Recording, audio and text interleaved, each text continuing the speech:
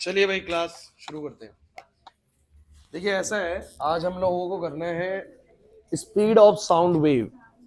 और आप लोगों के स्कूल एग्जाम में इस टॉपिक के आने के चांसेस बहुत ज्यादा हाई है।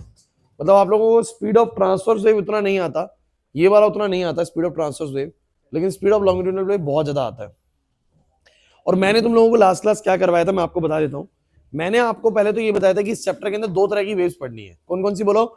एक ट्रांसवर्स और एक लॉन्गिट्यूडनल। अच्छा, क्या फर्क है दोनों में? ट्रांसवर्स वेव जो होती है हमारी, उसके अंदर जो पार्टिकल्स का ऑसिलेशन होता है वो परपेंडिकुलर होता है to the direction of wave. जैसे कि स्ट्रिंग के अंदर एक वेव बन रही है, एक रस्सी के अंदर आपने ऐसे करके वेव बनाई, तो particles are oscillating in up and down direction and the wave is travelling in the forward direction. That is a transverse wave. What is a longitudinal wave? जब मैं आपसे बात कर रहा हूं ना, तो आपके और मेरे बीच में जो एयर के पार्टिकल्स है वो वाइब्रेट कर रहे हैं, और वो वाइब्रेशन आपके एयरड्रम तक जा रही है और आप सुन पा रहे हैं। तो वो पार्टिकल ऐसे से वाइब्रेट करते हैं, ऐसे से, मतलब ऐसे से, और वेव भी ऐसी जाती है। मतलब कि पार्टिकल जिस डायरेक्शन में ऑसिलेट करते हैं, वेव भी उसी डायरेक्शन में ट्रैवल करती है, तो वेव होती है लॉन्गिट्यूडनल वेव। याद आ गया? तो मैंने फिर तुम लोगों को करवाया था स्पीड ऑफ ट्रांसवर्स वेव, कि मान लीजिए एक रस्सी के अंदर हम लोग अगर एक वेव बनाए तो उसकी स्पीड कितनी होगी, वो कितनी तेजी से जाएगी। तो पता लगा था वो दो चीजों पर बड़ी डिपेंड कर रही थी। एक टेंशन पर, जितनी ज्यादा खींच के रखोगे इस वायर को उतनी ज्यादा तेज जाएगी, और उसका अगर मास ज्यादा हुआ पर यूनिट लेंथ पर, हर एक यूनिट लेंथ का मास उसका ज्यादा है, तो फिर वेलोसिटी कम बनेगी। बिकॉज आपको पता है अगर मास ज्यादा हुआ तो वो अपने जो उसका मूवमेंट है ना वो उतना फास्ट नहीं कर पाएगी। तो मास ज्यादा होने पे वेलोसिटी कम थी और टेंशन ज्यादा होने पे वेलोसिटी ज्यादा थी। निकाला कैसे था? तो हमने माना था कि वेलोसिटी इन दो चीजों पर डिपेंड करेगी, उसके बाद डायमेंशनल डिस्टेंस को निकाल लिया था। क्लियर हुआ कि नहीं हुआ? अब आते हैं हम लोग इस पे कि हमारी जो साउंड वेव ट्रेवल करती है उसका फॉर्मूला क्या बनेगा। तो लास्ट क्लास में तुम लोगों से कुछ डिस्कस कर रहा था। मैंने तुम लोगों को ये बोला था साउंड ट्रेवल करती है कैसे। मैं आपसे बात कर रहा हूं, बीच में एयर के पार्टिकल्स वाइब्रेट कर रहे हैं ऐसे, और आपकी तरफ साउंड जा रही है in the form of compression and rarefaction. आपको पता लग गया कि जब मैं प्रेशर लगा दूं तो पार्टिकल्स ऐसे खिसक जाते हैं, और कुछ जगहों पर पार्टिकल्स की डेंसिटी ज्यादा हो जाती है, कुछ जगहों पर पार्टिकल की डेंसिटी कम हो जाती है। तो पार्टिकल्स ऐसे कंप्रेस हो के आप तक पहुंचते हैं, ऐसे तो कुछ होता है ना, वाइब्रेशन हो के आप तक वो वाइब्रेशन पहुंच जाती है। ये अगले को डिस्टर्ब करते हैं, वो उससे अगले को डिस्टर्ब करते हैं, और ऐसे डिस्टर्बेंस चलती रहती है। अब सुनिएगा पूरी बात यार। एक चीज मैंने इसके बीच में टॉपिक के बीच में ऐड कर दी थी, that is a bulk modulus. Bulk modulus of medium. तो मीडियम का बल्क मॉडुलस उसके बारे में क्या बताता है? हर चीज का अपना बल्क मॉडुलस होता है। इस जो कंक्रीट है जिससे दीवारें बनी हुई है इसका बल्क मॉडुलस अलग है ना। इस वुडन का बल्क मॉडुलस अलग है। आपके घर पे बेड है उसका बल्क, उसके गद्दे का बल्क मॉडुलस अलग है। एयर का बल्क मॉडुलस अलग है। क्या होता है bulk modulus? Bulk modulus actually ratio होता है volumetric stress to volumetric strain का। वॉल्यूमेट्रिक स्ट्रेस क्या होता है? किसी भी चीज के ऊपर तुमने कुछ फोर्स लगाया, उसके पर्टिकुलर एरिया पर, उसके पर्टिकुलर कुछ एरिया पर तुमने क्या लगाया? फोर्स लगाया।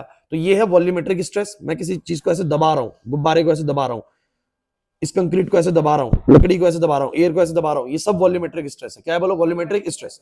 इससे इसके अंदर हो सकता है इसके वॉल्यूम में कुछ चेंज आ जाए, वो क्या है बोलो? Volumetric strain. वॉल्यूम में जो चेंज आ गया वो है वॉल्यूमेट्रिक स्ट्रेन। तो इन दोनों की रेशियो जो होती है, कितना स्ट्रेस लगाया और कितना स्ट्रेन पैदा हुआ, इसकी रेशियो को बोलो हम क्या बोलते हैं? Bulk modulus. समझना पड़ेगा कि बल्क मॉडुलस ज्यादा किसका होता है, कम किसका होता है। अच्छा, बल्क मॉडुलस ज्यादा कब होगा बोलो? ज्यादा कब होगा? ज्यादा तब होगा जब तुमने ये ज्यादा रखा। भाई मैथमेटिकली देखो ना, ये चीज ज्यादा कब होगी? जब ये न्यूमरेटर ज्यादा होगा, डिनोमिनेटर बोलो क्या होगा? छोटा होगा। तो मतलब उन चीजों का बल्क मॉडुलस ज्यादा होता है जिनके ऊपर बहुत बड़ा वॉल्यूमेट्रिक स्ट्रेस लगाया जाए, बट वॉल्यूमेट्रिक स्ट्रेन बहुत कम पैदा हो। सोचो ना, ये जानना बहुत जरूरी है इस टॉपिक को आगे अंडरस्टूड करने के लिए, कि बल्क मॉडुलस ज्यादा किनका होता है? जब जिन पे ज्यादा स्ट्रेस लगाया गया बट स्ट्रेन बहुत कम आया। आप जरा बताओ, इस दीवार का, इस कंक्रीट का, इसको भी, गेट को भी बंद कर दो मैं तो कह रहा हूं।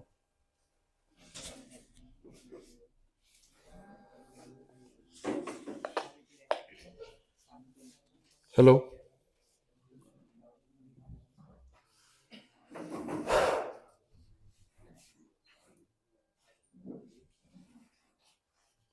इस दीवार का बल्क मॉडुलस आपको क्या लगता है, ज्यादा है कम है?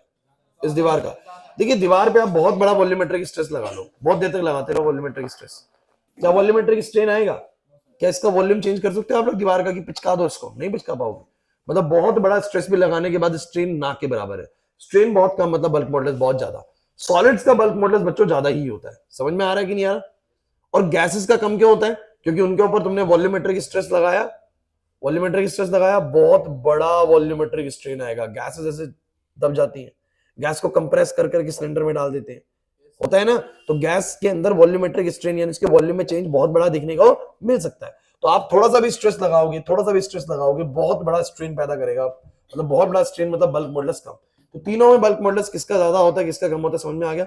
सॉलिड्स का बल्क मॉडुलस बहुत ज्यादा होता है और गैसेस का बल्क मॉडुलस बहुत कम होता है। बल्क मॉडुलस से आप समझ जाइए, बल्क मॉडुलस एक्चुअली में आपको बताना चाह रहा है कि किस बॉडी पे कितना वॉल्यूम में चेंज आएगा जब उसके ऊपर कुछ स्ट्रेस बनाया जाएगा। जिनका बल्क मॉडुलस ज्यादा है, लॉजिकली समझ में आता है, ज्यादा स्ट्रेस पर भी कम स्ट्रेन पैदा करेंगी, और जिनका बल्क मॉडुलस कम है मतलब कम स्ट्रेस पर भी ज्यादा स्ट्रेन पैदा करेंगे। चलिए बताइए, आपके घर पे जो सोफा है या जो बेड का गद्दा है, उसका बल्क मॉडुलस ज्यादा होना चाहिए, कम होना चाहिए?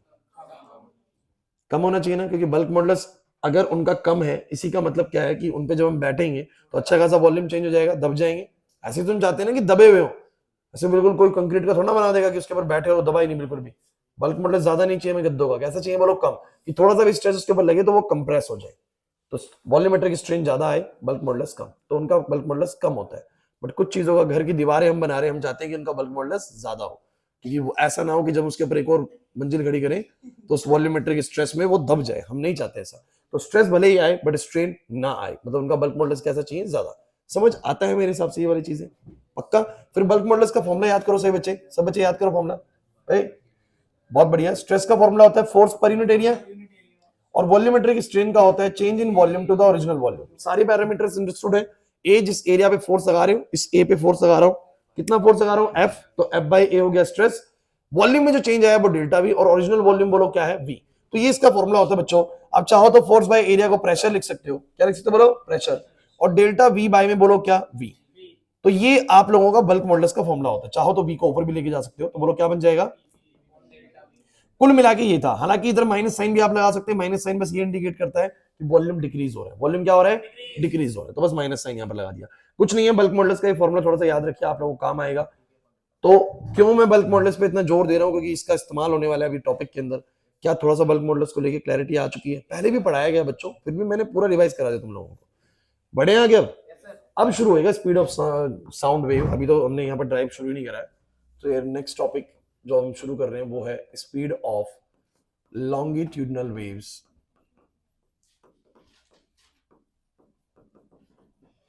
जिसको मैं बुलाऊंगा साउंड वेव्स।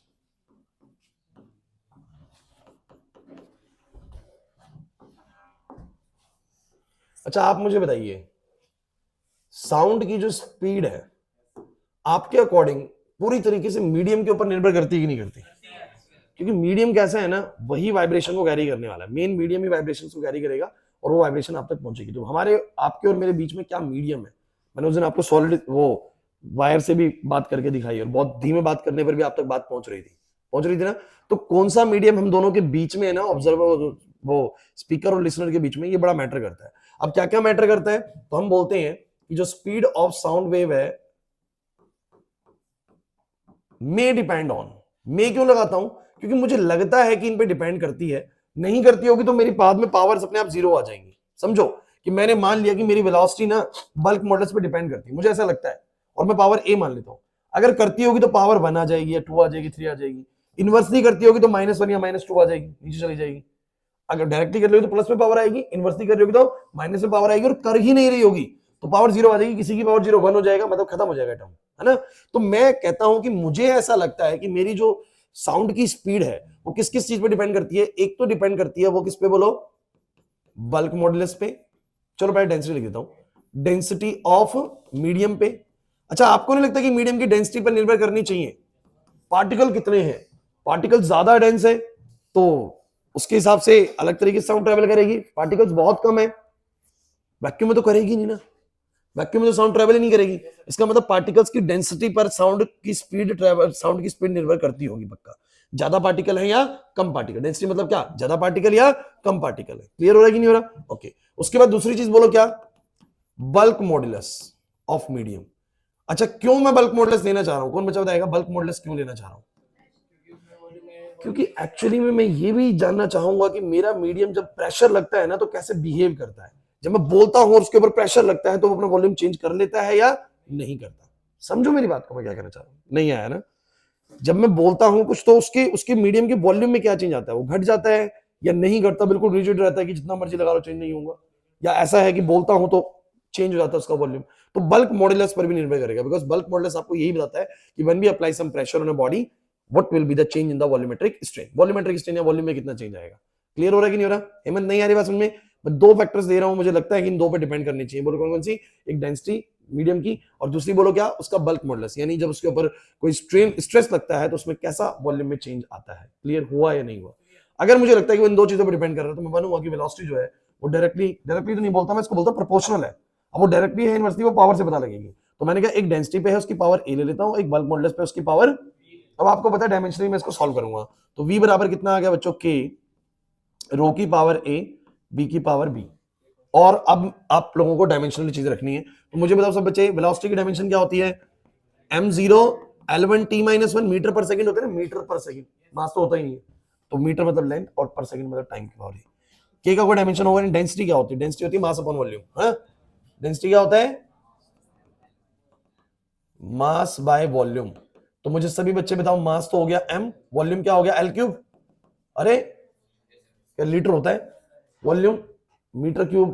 किसी भी चीज का वॉल्यूम देखो, length into breadth into height, तीनों लेंथ है, length into breadth into height, तीनों लेंथ है, L into L into L, L cube होता है। मीटर क्यूब में देखते हो वॉल्यूम यार आप लोग।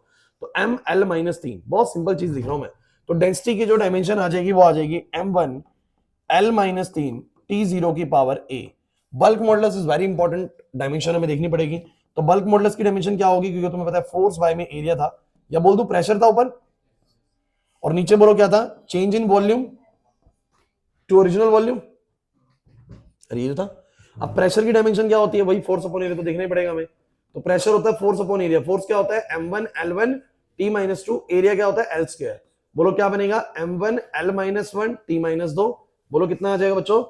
m1 l-1 t-2। किसी को फोर्स की भी ना आती, निकाल लो मास इनटू एक्सेलरेशन वगैरह से, ठीक है। और change in volume to the original volume. एक बात सुनिए, ये भी वॉल्यूम है, ये भी वॉल्यूम है, तो वॉल्यूम वॉल्यूम तो कट जाएगा ना, L cube upon L cube से। तो अरे ऊपर भी वॉल्यूम नीचे वॉल्यूम, तो डायमेंशन लेस हो जाएगा। ऊपर भी मीटर क्यूब नीचे भी मीटर क्यूब, तो कट जाएगा, पूरा कांस्टेंट आएगा। नहीं आ रही बात समझे? तो ये तो कट जाएगा। बोलो कितना आएगा बल्क मॉडुलस का डायमेंशन? जो प्रेशर का डायमेंशन है वही बल्क मॉडुलस का भी डायमेंशन है, यानी बोलो कितना, m1 l-1 t-2 की पावर b। मुझे बताओ कितना आ जाएगा?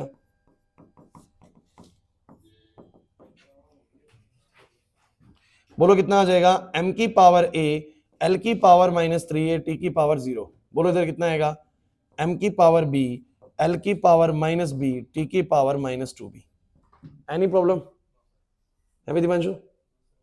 अब बताओ क्या हो जाएगा? m की पावर 0 l की पावर 1 t की पावर -1। m के बेस सेम होने पे पावर जोड़ दो, a प्लस b।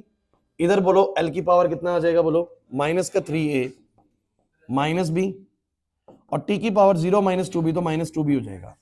क्लियर हो रहा है कि नहीं हो रहा? अब मुझे बताओ जरा, इक्वेट करो, a प्लस बी किसके बराबर? माइनस का 3a माइनस बी किसके बराबर? 1 के। और माइनस का 2b किसके बराबर? -1 के। b की वैल्यू 1/2, इधर पुट कर दो, a की वैल्यू, सही बात देवदत्त?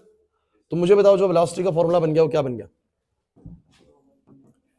k टाइम्स ऑफ रो की पावर a है माइनस का 1/2 और b की पावर 1/2। बोलो कितना आएगा?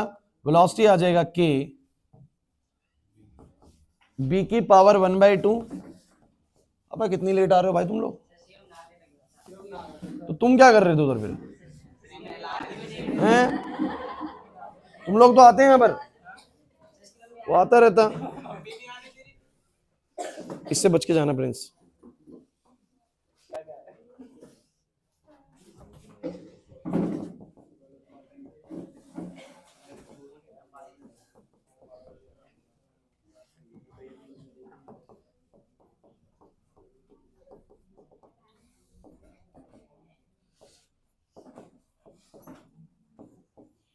लो भाई, मतलब क्या आया? वेलोसिटी बल्क मॉडुलस के डायरेक्टली आया और डेंसिटी के, पहले बल्क मॉडुलस से समझ लेते हैं। अगर बल्क मॉडुलस ज्यादा हुआ तो तेज चलेगी भाई, तेज चलेगी, स्पीड तेज होगी। अब बल्क मॉडुलस ज्यादा किसका होता है? सॉलिड्स का। ज्यादा मतलब क्या?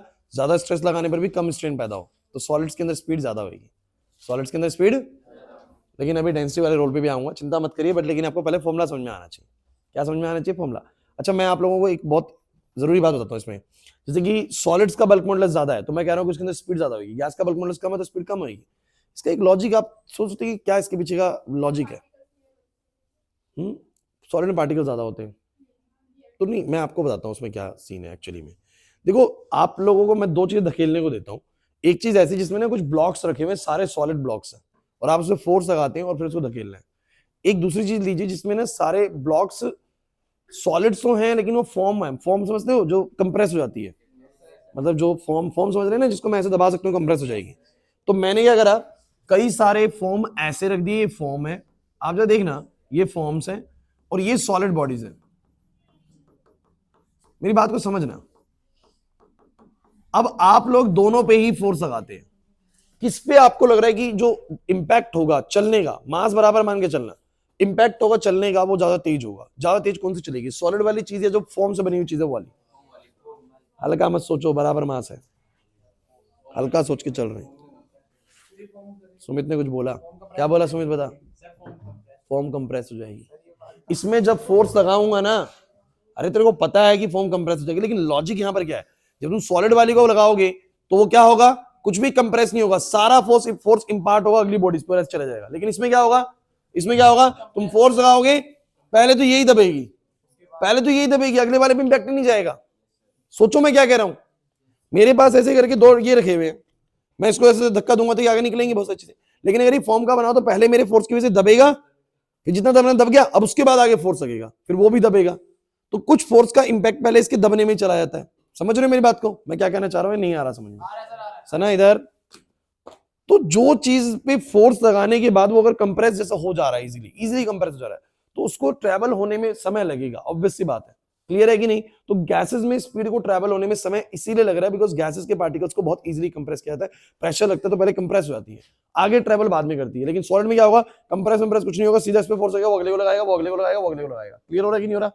नहीं यार ना, मैं समझ पक्का श्योर? बहुत सारी फॉर्म की चीजें लगा दीजिए, आप उनको ऐसे धक्का दीजिए, पहले वो दबती जाएंगी फिर खिसकना शुरू होगी। क्लियर है कि नहीं? और वो स्प्रिंग की तरह समझ लीजिए कि कोई चीज स्प्रिंग अटैच है तो आप धक्का लगाएंगे तो पहले स्प्रिंग दबेगी, उसके बाद आगे चलेगी। लेकिन अगर सॉलिड चीज है, स्प्रिंग नहीं है बीच में, कोई सॉलिड चीज है, ऐसे धक्का लगाओगे सीधा धक्का चल जाएगा। क्लियर हो रहा है कि नहीं हो रहा? तो यही चीज होती है, ये थोड़ा लॉजिकल उस पर बात कर रहा हूं मैं, छोड़ दीजिए इतने पे अगर आपको नहीं समझ में आता तो। हाँ बिल्कुल कह सकते हैं कि पार्टिकल्स दूर होने के कारण वो कंप्रेस हो पा रहे हैं, और सॉलिड्स के अंदर पास पास है इसलिए कंप्रेस नहीं हो पा रहे, कह सकते हैं। अब सुनो ए बच्चों प्लीज, आप लोग थोड़ा सा भाई ध्यान से देख लो ये वाली चीज। वेलोसिटी इसकी दो चीजों पर डिपेंड करेगी, दोबारा रिपीट कर रहा हूं 2 मिनट के लिए। इस साउंड की वेलोसिटी दो चीजों पर डिपेंड करेगी, एक मीडियम की डेंसिटी कैसी है और एक मीडियम का बल्क मॉडुलस कैसा है। बल्क मॉडुलस मैंने लास्ट क्लास बताया था कि जब मैं उसके ऊपर कोई वॉल्यूमेट्रिक स्ट्रेस लगाता हूं तो कितना उसमें स्ट्रेन आता है, क्योंकि ये भी जानना बहुत जरूरी है कि जब मैं इसके ऊपर प्रेशर लगाऊंगा तो उसके वॉल्यूम में कैसा चेंज आएगा, मेरे बोलने पर, मेरे प्रेशर लगाने पर उसका वॉल्यूम बदलेगा या नहीं बदलेगा। तो मैंने कहा मेरे को दो चीजों पर डिपेंडेंसी लगती है वेलोसिटी की, एक डेंसिटी पर और एक बल्क मॉडुलस पर, लेकिन डिपेंडेंसी कैसी है, डायरेक्ट है या इनवर्स है वो नहीं पता, तो मैंने पावर ए और बी ले ली। क्लियर हुआ? और जब मैंने पावर ए और बी ली तो उसके बाद मैंने इनकी डायमेंशंस रखी, डेंसिटी की डायमेंशन मास अपन वॉल्यूम से निकाल ली, बल्क मॉडुलस की डायमेंशन उसके फॉर्मूले से निकाल ली, फोर्स बाय एरिया था उसको प्रेशर लिख दिया, और change in volume by original volume, जो बच्चों ने चैप्टर पढ़ा होगा उनको पता होगा मैं क्या कहना चाह रहा हूं। प्रेशर की डायमेंशन यहां पर रख दी, वॉल्यूम की डायमेंशन वॉल्यूम से कट गई, यहां से बल्क मॉडुलस की डेफिनेशन निकाली, उसको यहां पर पुट करा, सॉल्व करा, ए और बी निकल के आ गया बल्क मॉडुलस के डायरेक्ट रिलेशन में और डेंसिटी के इनवर्सली। मतलब कि साउंड की स्पीड बल्क मॉडुलस के डायरेक्टली प्रोपोर्शनल है और डेंसिटी के इनवर्सली प्रोपोर्शनल है। ठीक है, आप लोग थोड़ा सा छूट गया वीडियो से कवर कर लेना, आ जाएगा समझ में। अगली चीज समझिए, इसी को अब मैं कुछ और करके बताता हूं। आप लोगों ने वेलोसिटी ऑफ साउंड का फॉर्मूला पढ़ लिया, root of B by rho, this is the velocity of sound wave, root of B by में रो। अब देखते हैं कि साउंड सबसे तेज किस में ट्रैवल करेगी, सॉलिड में, लिक्विड में या गैस में। आप लोग मुझे बताओ जरा, ये सॉलिड है, ये लिक्विड है, ये गैस है, चलो बताना जरा। अगर मैं बात करता हूं बल्क मॉडुलस की, किसकी बात करता हूं, मुझे बताना जरा सबसे ज्यादा बल्क मॉडुलस किसका होता है, मैक्सिमम? इसका बोलो क्या होगा? इसका आपको पता है इंटरमीडिएट रेंज में होगा, मॉडरेट होगा, इन दोनों के बीच में होगा। इधर बातें मत करो, ध्यान दो। बल्क मॉडुलस सबसे ज्यादा सॉलिड्स का होगा। किसी को रटना तो नहीं पड़ रहा कि बल्क मॉडुलस सॉलिड का ज्यादा क्यों होगा, क्योंकि आपको पता है ज्यादा इसलिए होगा क्योंकि बल्क मॉडुलस किसके प्रोपोर्शनल होता है, बोलो आप लोगों को पता है, ऊपर होता है वॉल्यूमेट्रिक स्ट्रेस, नीचे बोलो क्या होता है, वॉल्यूमेट्रिक स्ट्रेन। तो इनका बल्क मॉडुलस सबसे ज्यादा होने का कारण ये है कि इनमें स्ट्रेन सबसे मिनिमम पैदा होता है। मिनिमम स्ट्रेन मतलब maximum stress, maximum bulk modulus, sorry. Clear होता है? और गैसेस में आपको पता है कि स्ट्रेन अच्छा खासा पैदा होता है, हाई स्ट्रेन पैदा होता है, तो बल्क मॉडुलस कम होता है। तो चलिए बल्क मॉडुलस के हिसाब से मैक्सिमम बल्क मॉडुलस सॉलिड्स का है, तो सॉलिड्स में स्पीड क्या होनी चाहिए सबसे, और उसने देखा भी था आप लोगों ने, मैं थोड़ा सा बोल रहा था, स्पीड बहुत तेजी से जा रही थी। क्लियर है? अब सुनना अगली बात, ये सुनो। अगली चीज है डेंसिटी, लेकिन डेंसिटी आप लोगों को कंफ्यूज करने वाली है। अब मुझे बताइए डेंसिटी सबसे ज्यादा किसकी है? अबे सॉलिड की होती है, ये भी होती इसकी, मैं करूंगा। तो डेंसिटी सबसे ज्यादा किसकी होती है? अरे सबसे ज्यादा पार्टिकल डेंसिटी किसमें पैक्ड होते हैं? सॉलिड्स में। अब आपको वही तो चीज है। अरे लेकिन आप सोच नहीं रहे हैं, अगर सॉलिड्स का बल्क मॉडुलस ज्यादा है तो स्पीड ज्यादा होनी चाहिए, लेकिन उसकी अगर डेंसिटी ज्यादा है तो स्पीड तो कम होनी चाहिए। सॉलिड को एक फैक्टर कह रहा है कि उसका बल्क मॉडुलस ज्यादा तो स्पीड ज्यादा होनी चाहिए, बट उसकी डेंसिटी भी तो ज्यादा है भाई, उसकी वजह से बल्क मॉडुलस कम हो जाना चाहिए, सॉरी वेलोसिटी कम हो जानी चाहिए। नहीं समझ में आया? गैस को समझो, अगर मैं डेंसिटी वाले फैक्टर को कंसीडर करूं, अगर सोचो मैं सिर्फ डेंसिटी वाला फैक्टर कंसीडर करूं, तो सबसे कम डेंसिटी किसकी है बोलो? एयर की। तो एयर की डेंसिटी अगर सबसे कम है तो वेलोसिटी सबसे ज्यादा किसमें होनी चाहिए? एयर में। एयर में होनी चाहिए। लेकिन पंगा ये है कि एयर का बल्क मॉडुलस कम है तो वेलोसिटी कम होगी। अब समझ नहीं आ रहा, क्योंकि एक फैक्टर कह रहा है कि भाई सॉलिड्स की वेलोसिटी ज्यादा होनी चाहिए, और एक फैक्टर कह रहा है कि किसकी वेलोसिटी ज्यादा होनी चाहिए? गैसेस में ज्यादा होनी चाहिए। समझे नहीं? अगर मैं आंसर बल्क मॉडुलस के अकॉर्डिंग करूं तो सबसे ज्यादा स्पीड किसमें मिलनी चाहिए बोलो? सॉलिड्स में। बल्क मॉडुलस सबसे ज्यादा सॉलिड्स का होता है। अगर मैं डेंसिटी को सोच के आंसर करूं तो सबसे ज्यादा स्पीड गैसेस में होनी चाहिए, क्योंकि डेंसिटी गैसेस की सबसे कम होती है, जिसकी सबसे कम होगी उसमें स्पीड सबसे ज्यादा होगी।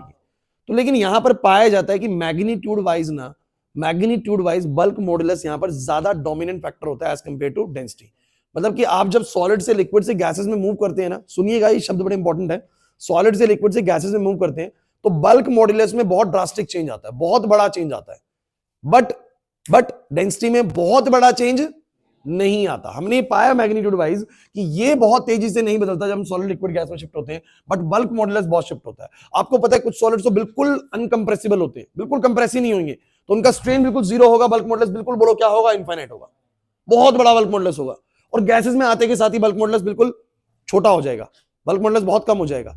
तो बल्क मॉडुलस की मैग्नीट्यूड में चेंजेस बहुत बड़े आते हैं as compare to the change in the density. So the deciding factor, the dominant factor in this formula is bulk modulus, तो बल्क मॉडुलस के अकॉर्डिंगली हम डिसाइड करेंगे। नहीं आई ना मेरी बात समझ में? क्या कहना चाह रहा हूं? नहीं आई बात समझ में? तो हम क्या बोल सकते हैं यहां पर?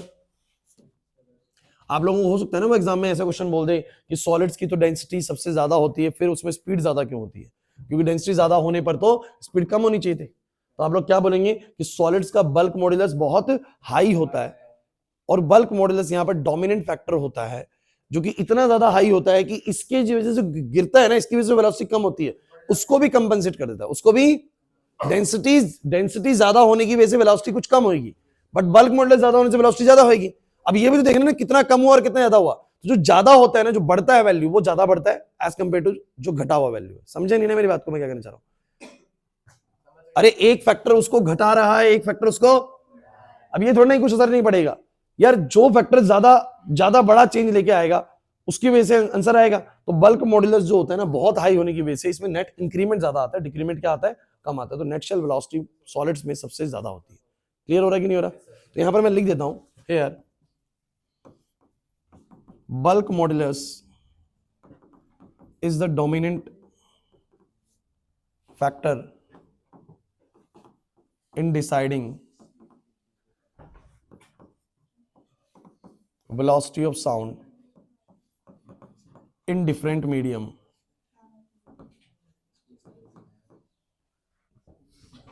and we know bulk modulus of solids is greater than bulk modulus of gases, and hence velocity of sound in solids सबसे ज्यादा होगा। फिर बोलो क्या होगा? velocity of sound in liquid, और फिर velocity of sound in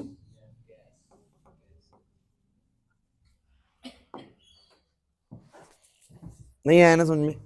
तो कुछ पूछ भी ले कि सॉलिड्स की डेंसिटी ज्यादा होती है तो स्पीड कम होनी चाहिए यार, तो आप बोलना कि बल्क मॉडुलस इतना हाई होता है, बल्क मॉडुलस इतना हाई होता है सॉलिड्स का कि वो इसकी वजह से जो डिक्रीमेंट होता है ना उसको भी कंपनसेट कर देता है। गिरावट आई 20 यूनिट की और इंक्रीमेंट आया 50 यूनिट का, तो नेट शेल तो इंक्रीमेंट ही आया ना, नहीं आया समझ में? उसको लॉजिकली आप लोग समझ लीजिए और याद रखिए आगे से हमेशा, साउंड की सबसे तेज रफ्तार किस मीडियम में होगी? सॉलिड में। और सबसे कम किस में होगी? बोलो गैसेस में। कुछ डाउट है इसके अंदर तो बताओ, नहीं आया समझ में? पक्का क्लियर है? अच्छा, मैंने आप लोगों को साउंड की स्पीड एयर में कितनी बताई थी? 331 मीटर पर सेकंड, कुछ 330 मान लीजिए, चलो 330 मीटर पर सेकंड।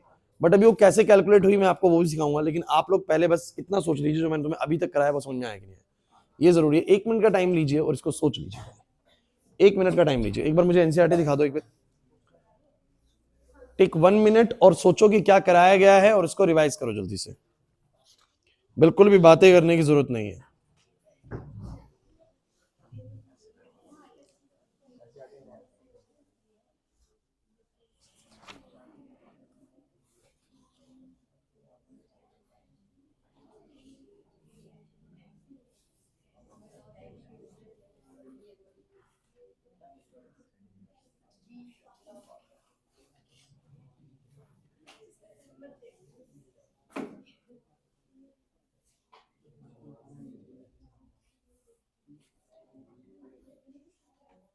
देन चलो अब देखो जरा, इसी चीज को हम लोग आगे बढ़ते हैं।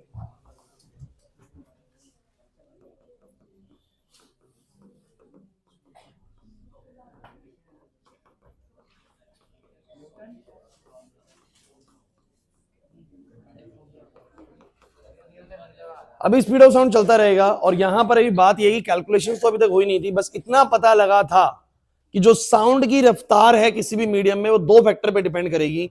एक फैक्टर है वो मीडियम कितना डेंस है, और दूसरा फैक्टर है वो मीडियम का बल्क मॉड्यूलस कितना हाई है। क्लियर है? 2 फैक्टर पे। और कैसे डिपेंड करेगी? बल्क मॉड्यूलस के डायरेक्टली और डेंसिटी के इनवर्सली। क्लियर है कि नहीं? समझ में आते हैं यहां तक का? अब सुनो आगे चीज। तो न्यूटन्स ना इसके लिए पूरी कैलकुलेशन करते हैं कि एक्चुअली में जब एयर है, अब एयर है, सुनो न्यूटन्स की कैलकुलेशन थी प्रॉपर ये, उन्होंने पाया कि एयर है तो एयर की पक्का कुछ ना कुछ डेंसिटी होगी, एयर के पास पक्का कुछ ना कुछ, बोलो क्या होगा? प्रेशर, ओ सॉरी बल्क मॉडुलस होगा, सॉरी एयर के पास कुछ ना कुछ बिल्कुल क्या होगा? बल्क मॉडुलस, मतलब उसका कुछ ना कुछ बल्क मॉडुलस होता होगा कि एग्जैक्टली इतना बल्क मॉडुलस होता है। ढंग से सुनिएगा, बातें नहीं बिल्कुल भी। एयर की अपनी डेंसिटी होती होगी, अरे एयर आपके पास है तो यहाँ पर 1 यूनिट वॉल्यूम में कुछ उसका मास होगा, उसकी डेंसिटी होगी। डेंसिटी क्या होता है? Mass of 1 unit volume, mass of इसका एक यूनिट वॉल्यूम का कुछ मास होता होगा, मतलब एयर की कुछ ना कुछ डेंसिटी होती होगी और एयर का कुछ ना कुछ बल्क मॉडुलस भी होता होगा। अगर उनको पुट कर दिया जाए तो एयर का स्पीड निकल आएगा। ये कैलकुलेशन कौन करते हैं? न्यूटन करते हैं। क्लियर हो कि नहीं रहा? ऐसे सॉलिड की, किसी भी पर्टिकुलर सॉलिड की डेंसिटी कुछ होती होगी, जैसे एल्यूमिनियम सॉलिड के थ्रू हम बात करना चाह रहे हैं तो उसकी डेंसिटी कुछ ना कुछ होगी, उसका बल्क मॉडुलस कुछ ना कुछ होगा। वैल्यू पुट करेंगे आंसर आएगा कि एल्यूमिनियम के थ्रू अगर बात करेंगे तो कितना स्पीड जाएगा। क्लियर होता है मैं क्या कहना चाह रहा हूँ? लिक्विड के थ्रू बात करेंगे तो पानी की कुछ ना कुछ डेंसिटी होती होगी, पानी का कुछ ना कुछ बल्क मॉडुलस होता होगा, दोनों चीजें पुट करेंगे स्पीड आएगा। क्लियर हो रहा है कि नहीं हो रहा? तो यहां पर न्यूटन इसको कैलकुलेट करते हैं, लेकिन वो एक बड़ी ही जरूरी चीज यहां पर मेंशन करते हैं, कहते हैं the speed according to Newton when sound wave travels through air,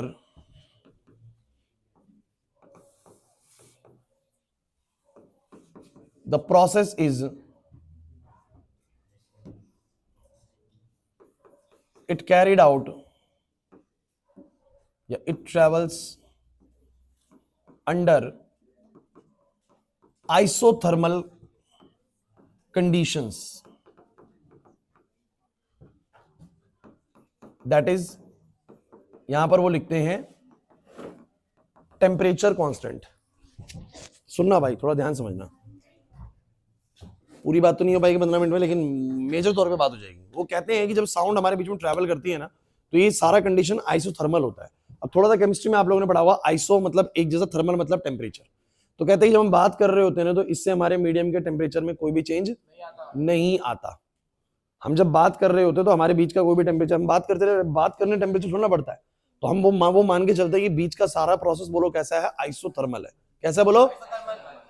अब एक चीज और आती है, जो कुछ ऐसे कॉन्सेप्ट्स हैं जो तुम्हारे सिलेबस से कट गए थे बट यहां पर इसमें यूज होने वाले हैं, तो मैं थोड़ा सा उसको बताता हूं। एक चैप्टर हमने बीच में थर्मोडायनेमिक्स नहीं करा हुआ है तो उसमें भी वो चीज है। आप लोग जानते हो कि फॉर आइडियल गैस, अगर कोई गैस आइडियल है, अब आइडियल क्या है, आइडियल कोई ऐसी गैस होती है जो सारे लॉज फॉलो कर जाए, और उसके लिए रूल मैं आपको बता देता हूं। अच्छा, एक गैस के पास क्या क्या होता है, सुनिएगा सभी बच्चे, आ जाएगा समझ में इजीली। एक गैस के पास क्या क्या होता है, मान लीजिए गैस एक कंटेनर में है, तो इसमें ये गैस डली हुई है। बच्चों ध्यान सुनना, ये मैंने शायद कभी तुम्हें बताया हो।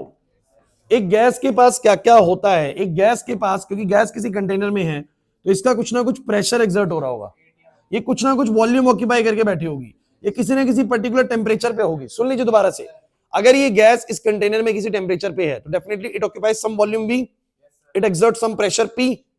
तो P प्रेशर हो गया, V क्या हो गया, वॉल्यूम हो गया, T बोलो क्या होगा, temperature. And the final thing is the amount number of moles N। N माने बोलो क्या, number of moles of gas, number of mole of gas. बच्चों बोर्ड पे देखिएगा, थोड़ा सा कुछ चीजें ऐसी आने वाली हैं कि अगर आपको पिछली चीजें आती होंगी तो ज्यादा इजी लगेगा, नहीं आती होंगी थोड़ा रटना भी पड़ सकता है, लेकिन करना पड़ेगा, ये टॉपिक बड़ा इंपॉर्टेंट है। तो भैया आप लोगों को मैंने बोला कि गैस के पास चार चीजें हैं, एक उसका अमाउंट यानी नंबर ऑफ मोल्स। आप जानते हैं कि अगर एक मोल हुआ तो कितना होता है, बोलो एक मोल हुआ तो कितना होता है, एक मोल का मतलब होता है इतने पार्टिकल्स। अगर 2 मोल बोला तो इसके दुगने, 3 मोल बोला तो इसके तिगने। तो मोल आपको पता है, तो एन माने क्या है, number of moles of gas. 5 मोल बोला तो इसके 5 गुना पार्टिकल्स है। हेमंत क्लियर है। टी माने बोलो क्या है, टेम्परेचर, किसी टेम्परेचर पे होगी, और कुछ टेम्परेचर पे होगी तो डेफिनेटली कुछ ना कुछ प्रेशर लगा रही होगी, कुछ ना कुछ इसका वॉल्यूम भी होगा। मुझे बताओ इन चार चीजों के अलावा क्या हो सकता है, कुछ नहीं हो सकता।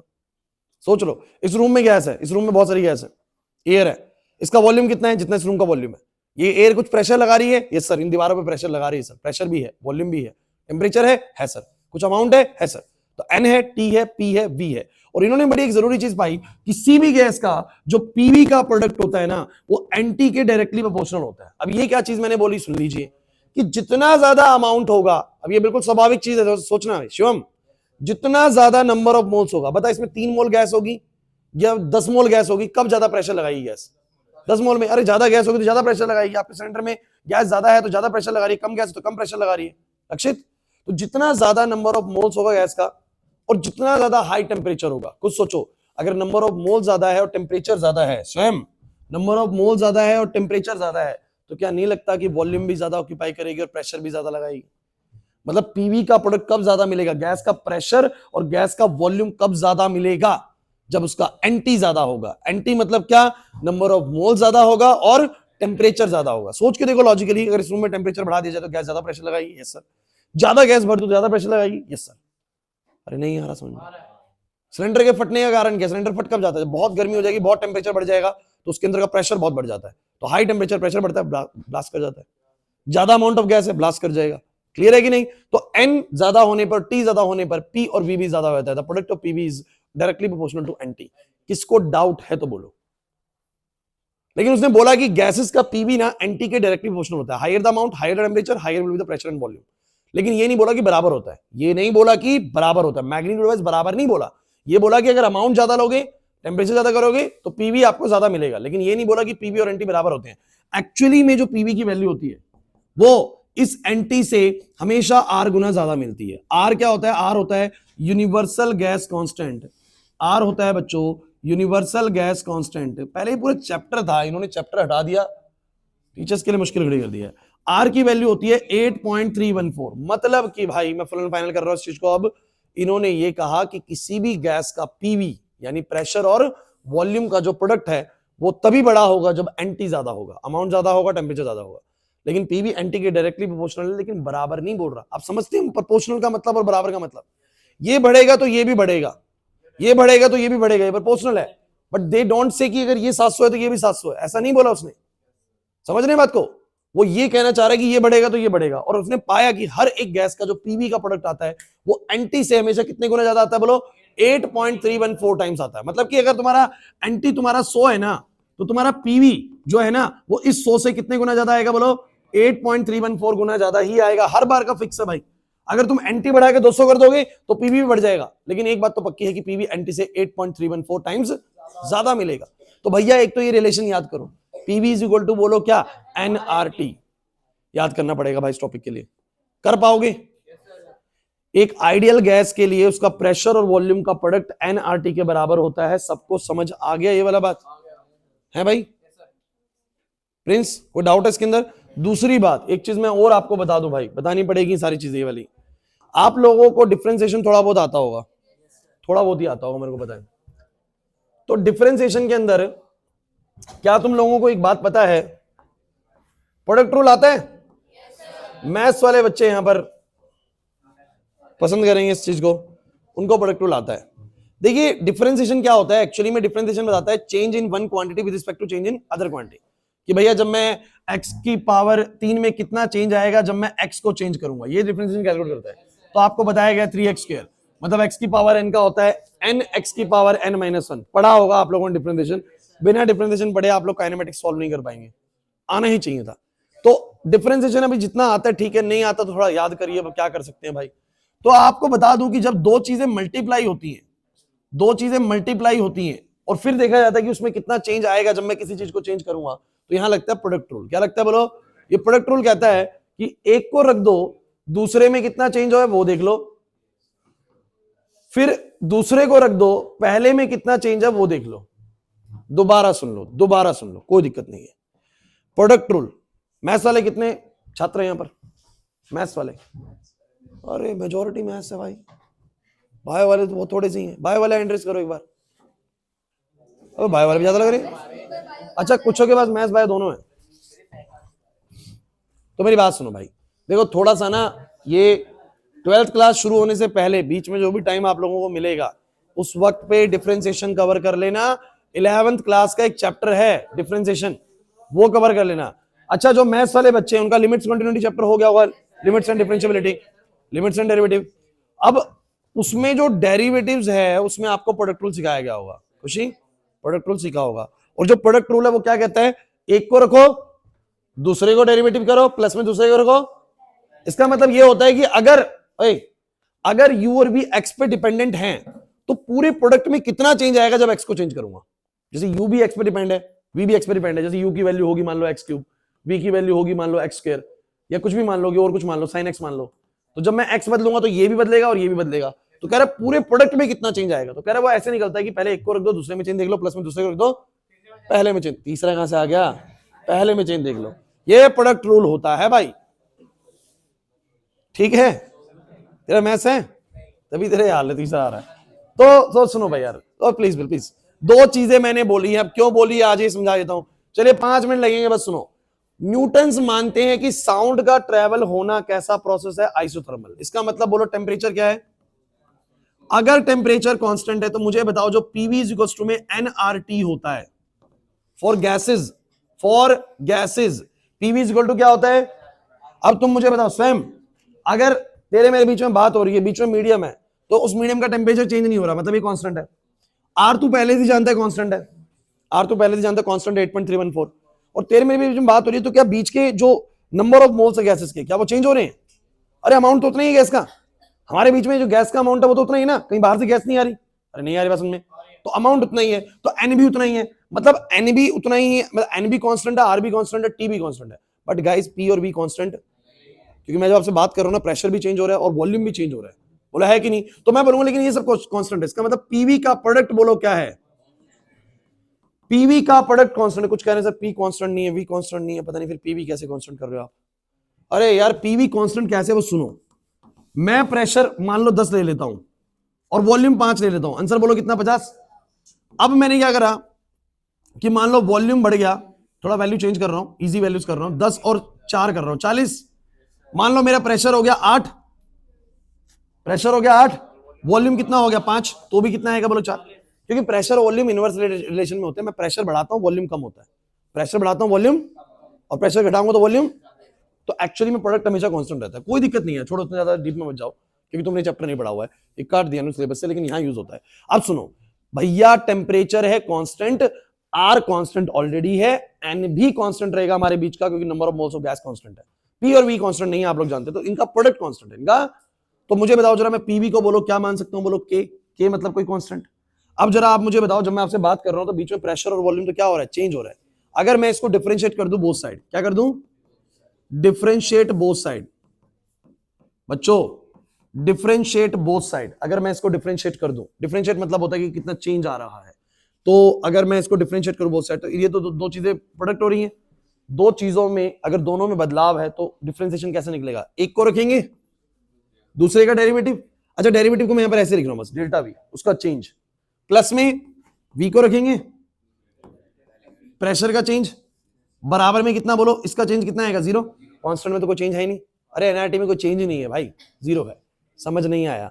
कुछ कहेंगे सर आपने वो dx क्यों नहीं लिखा नीचे, आपने d भी लिख दिया, अरे डेल्टा और d एक ही चीज होती है, चेंज बताते हैं, पता है ये बातें, ऐसा ना हो यार हर बार याद करना पड़ रहा, आपको बहुत बार बता चुका हूं मैं, डेल्टा और d एक ही चीज होती है। आप कुछ बच्चे कहेंगे सर dx क्यों नहीं लिख रहे नीचे, अरे यार तुम dx लिखोगे भी, dx लिखोगे भी तो वो नेचुरल 0 की तरफ जाके खत्म ही होना है, तो मैंने सिंपल लिख दिया कि भाई p को रखा v में चेंज, v को रखा p में चेंज, बराबर कितना बोलो 0। कुछ कहेंगे पता नहीं ये क्यों कर रहे हैं ये वाली चीज, अभी थोड़ी देर में समझ में आ जाएगी, सुनते रहना बस आप लोगों को। मुझे बताओ यहां से क्या बनेगा, p डेल्टा v बराबर क्या आएगा बोलो, माइनस का v delta p, any problem. और मुझे बताओ p किसके बराबर आएगा, माइनस का v डेल्टा p अपॉन में डेल्टा v, बताना जरा कितना आ गया, माइनस का, इसको क्या मैं ऐसा लिख सकता हूं, डेल्टा v बाई v। आप लोग ध्यान से इसको देखें तो क्या दिखता है तुम्हें, ये बल्क मॉडुलस दिखता है, क्या दिखता है बोलो, ये पूरा बल्क मॉडुलस है। अगर बल्क मॉडुलस का फॉर्मूला याद आ जाए तो बल्क मॉडुलस का फॉर्मूला होता है बच्चों, प्रेशर अपॉन में डेल्टा v बाय में क्या बोलो v। अरे प्रेशर क्या, वो बोल रहा है कि कितना प्रेशर में चेंज करा, कितना प्रेशर में चेंज करा, उससे वॉल्यूम में कितना चेंज आया, अरे ये तो बल्क मॉडुलस होता है, क्या होता है बोलो। तो मेरा जो बल्क मॉडुलस है, पूरा बल्क मॉडुलस किसके बराबर आ गया बोलो, समझो मेरी बात को, मतलब कि एयर के केस में उसका बल्क मॉडुलस कुछ और नहीं, उसका प्रेशर ही है। अब ये बात साबित करी है इसके जरिए, इस कॉन्सेप्ट के जरिए, और ये थोड़ा सा प्रैक्टिस करने से ही आएगा।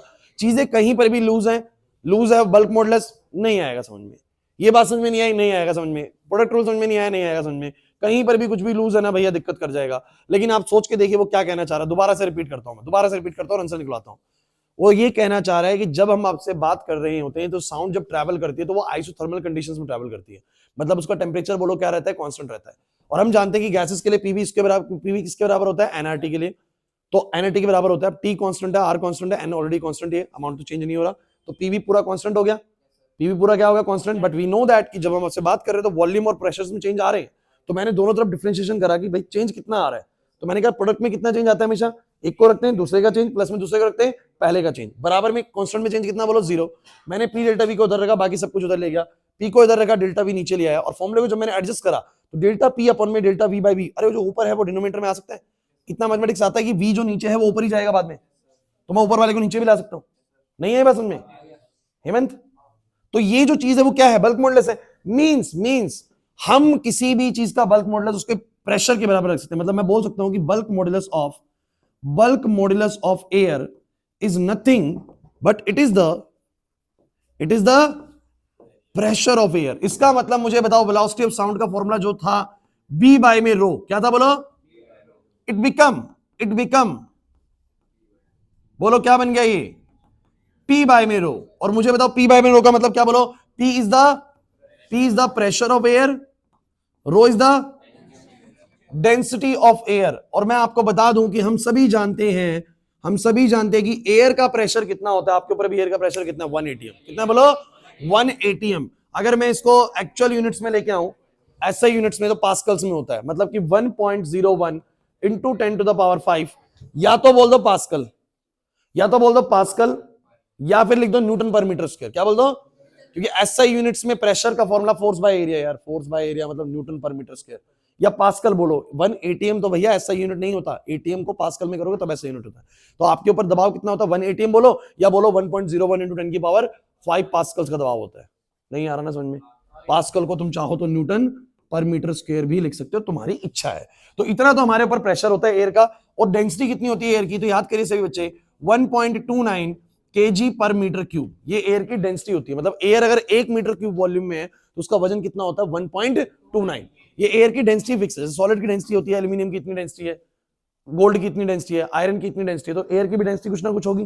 अरे नहीं आ रहा बात सुनने, डेंसिटी कुछ नहीं होता। 1 यूनिट वॉल्यूम में कोई कितना मास रखता है अपना, कितना मास उसका होता है। जैसे 1 यूनिट वॉल्यूम में लोहा रखो, ज्यादा वजन होगा, 1 यूनिट वॉल्यूम में पानी रखो, कम वजन होगा, 1 यूनिट वॉल्यूम में हवा रखो और कम वजन होगा।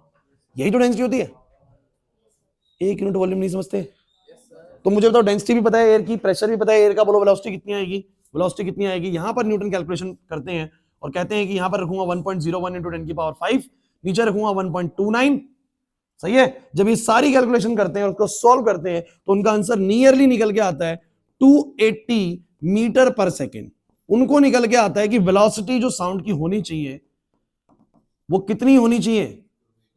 एयर की बात करी है बिकॉज मैंने सब कुछ एयर का ही पुट करा है। अगर सॉलिड्स की बात करो कुछ और आंसर आना चाहिए था। वो एयर के लिए कैलकुलेशन कर रहे हैं और एयर के लिए उनका आंसर क्या निकल के आया 280 मीटर पर सेकेंड। बट आप जानते हैं एक्चुअल 280 नहीं होता, 331 होता है। कितना होता है? अब न्यूटन का जो आंसर आया वो क्या है? न्यूटन कहते हैं 280। एक्चुअल आंसर जब वो देखते हैं बाद में पता लगता है कि यार एक्चुअल 280 नहीं है, एक्चुअल तो 331 है। इसका मतलब इनसे कुछ गड़बड़ हुई है, इनसे कुछ गड़बड़ हुई है। अब इनको करेक्ट करते हैं कौन? बोलो, लैपलेस। इसलिए हमारा जो नेक्स्ट टॉपिक बनने वाला है वो क्या बनने वाला है? Laplace correction of Newton's formula of sound. जो लैपलेस का करेक्शन क्या आ रहा है इसके ऊपर, और वो निकालेंगे आंसर। बोलो कितना? 331 मीटर पर सेकेंड। ये लगभग 15 से 16% गलत आंसर है। 15 से 16% कम आ रही है वैल्यू जो है। समझ रहे हैं मेरी बात को? लेकिन आप कहेंगे सिर्फ गलत है तो पढ़ाया क्यों जा रहा है भाई? देखिए भाई, ये आपको गलतियों से सिखाना चाह रहे हैं कि न्यूटन ने एक्चुअली में क्या गलती करी, उन्होंने इस कंडीशन को कैसे सोचा। और लैपलेस जब आएंगे तो लैपलेस आप लोगों को बताएंगे कि एक्चुअली में न्यूटन से कहां मिस्टेक हुई और वो कैसे करेक्ट हुई, उसके बाद कैसे आंसर 331 मीटर पर सेकंड आया। वो तो आज नहीं हो पाएगा, लेकिन आप लोग पहले समझिए पूरा सिनेरियो। भाई अब तो 2 सिनेरियो समझ में आ जाने चाहिए। बोलो कौन सा? पहला सिनेरियो तो ये कि पहले तो ये समझ में आया कि जो वेलोसिटी ऑफ साउंड होती है वो बल्क मॉडुलस और डेंसिटी पे कैसे डिपेंड करती है। स्वयं मुझे पहले ये बताओ कि मुझे ऐसा क्यों लगा कि साउंड की स्पीड, 5 मिनट लूंगा बस, साउंड की स्पीड मुझे ऐसा क्यों लगा कि डेंसिटी और बल्क मॉडुलस पे डिपेंड करनी चाहिए? लॉजिकली सर करनी चाहिए। पार्टिकल्स के ऊपर निर्भर करता है साउंड कितना ट्रैवल करेगा, मतलब डेंसिटी पे डिपेंड करेगा। और सर मैं जब बोलूंगा तो वॉल्यूम कितना चेंज होगा ये भी डिसाइड करेगा बल्क मॉडुलस पे। तो ये बात तो बड़ी स्वाभाविक थी कि साउंड का स्पीड, डेंसिटी और बल्क मॉडुलस दोनों पे डिपेंडेंसी होनी चाहिए। कैसी डिपेंडेंसी होगी वो पता नहीं था, तो मैंने फॉर्मूले से निकालने की कोशिश करी डायमेंशनल एनालिसिस से। मैंने दोनों की पावर ए और बी मान ली और उसको सॉल्व करा dimensionally, and we found that the velocity will be directly proportional to the bulk modulus and inversely proportional to the density. इस फॉर्मूले के बन जाने के बाद न्यूटन कैलकुलेशन स्टार्ट करते हैं। पहली बार बात समझ में आ गई। न्यूटन अपनी कैलकुलेशन में ये पाते हैं कि एक्चुअली में बल्क मॉडुलस जो एयर का होता है ना वो उसके प्रेशर के बराबर होता है। और ये कैसे पाते हैं इसके लिए तुम्हें सिनेरियो पढ़ना पड़ेगा। वो मान के चलते हैं कि जो हम बात कर रहे हैं, जो भी साउंड ट्रैवल करती है, इस दौरान कंडीशंस आइसोथर्मल रहती है, मतलब टेंपरेचर बोलो क्या रहता है? कांस्टेंट रहता है। इसका मतलब अगर PV is equal to NRT है तो ये पूरा पूरा पीवी बोलो क्या रहेगा? Constant. But you know that कि pressure and volume is changes, बार बार चेंज हो रहे हैं। तो मैंने यहां पर क्या करा? बोलो डिफरेंशिएट करा। डिफरेंशिएट मतलब समझ रहे हैं ना बार को? तो पी में चेंज करेंगे तो पी को रखेंगे तो इसका चेंज, प्लस में इसको रखेंगे तो इसका चेंज, क्योंकि दो चीजों में नेट चेंज कितना आने वाला है वो प्रोडक्ट रूल से पता लगता है। ये मैथमेटिक्स वाले बच्चे ज्यादा अच्छे समझ पाएंगे, और बायोलॉजी वाले बच्चे, बच्चों मैं कह रहा हूं कि पेपर में आता है तो इसको बिल्कुल रट लीजिएगा, चाहे कोई दिक्कत नहीं है, रट लीजिएगा बायो वाले बच्चों। समझ रहे हैं? मैथ्स वाले बच्चे, आप लोगों को रटने की जरूरत नहीं है, आप लोगों को प्रोडक्ट रूल सिखाया गया है, आप लोगों को आना चाहिए। ठीक है, सुनो। तो ये वाले से हमने पता लगाया कि बल्क मॉडुलस एक्चुअली में, बच्चों बल्क मॉडुलस एक्चुअली में किसके बराबर होता है? जल्दी बोलो, प्रेशर के। तो उन्होंने बस बल्क मॉडुलस को प्रेशर के बराबर रखा और उन्होंने कहा एयर का प्रेशर तो हमें पता है 1 atm होता है, उसकी डेंसिटी हमें पता है, दोनों को पुट करा और सॉल्व कर दिया। क्लियर हुआ या नहीं हुआ? बट आंसर एक्चुअल वैल्यू से गलत आया है। अब ये जो गलत आया है वही तुमसे सही करवाया जाएगा नेक्स्ट क्लास में। और सुन लीजिए, मैं आपको बता देता हूं, स्वयं 3 नंबर का कंफर्म्ड क्वेश्चन आएगा। मैं बोल रहा हूं कंफर्म्ड मतलब आएगा, ध्यान रखना, ये बहुत बहुत जरूरी है। गवर्नमेंट स्कूल के पेपर में तो आएगा। वो यूं बोलेंगे कि पहले तो बोल देंगे write down the Newton's formula of sound, speed of sound, and then how Laplace correct this formula. Laplace ने कैसे करेक्ट करा? 3 नंबर का बन जाएगा पूरा, डेरिवेशन सहित लिखना पड़ेगा आप लोगों को। पूरा इंपॉर्टेंट क्वेश्चन है, पक्का आता है भाई, ध्यान रखना। तो मिस मत करना, कुछ चीजें मैं आपको ऐसी बताऊंगा जो आनी ही आनी है। क्लियर हो रहा है कि नहीं हो रहा? तो ये उनमें से एक है। हाँ कुंदन,